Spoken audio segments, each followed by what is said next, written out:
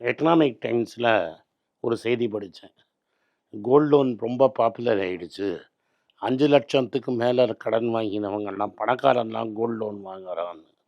இதில் basically fundamentally ஒரு wrong.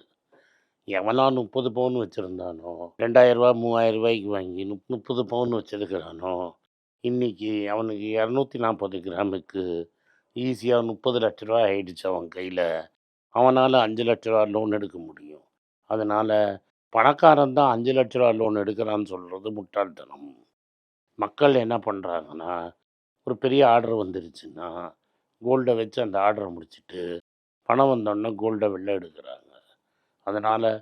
1,00,000 2,00,000 gold வாங்கினவன் தான் இன்றைக்கி ரூ. 5,00,000க்கு வாங்குறான். ரூ. 1,00,000 கம்மியாக கோல்டு வாங்குறது ஏன் கம்மியாயிடுச்சுன்னா, 10 கிராம் வச்சுருக்கிறவங்க கூட 2-3 லட்ச ரூபாய்க்கு எடுத்துருவான்.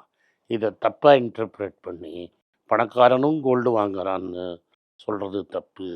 நம்ம எப்படி மணப்புறமும் முத்தூட்லேயும் உட்காந்துட்ருக்குறோம், சவுத் இண்டியன்லேயும் இருக்கிறோம், ஃபெட்ரல்லையும் இருக்கிறோம். இன்னும் மக்கள் நிறைய கோல்டு வாங்குவாங்க. நம்மளுக்கு நற்செய்தி.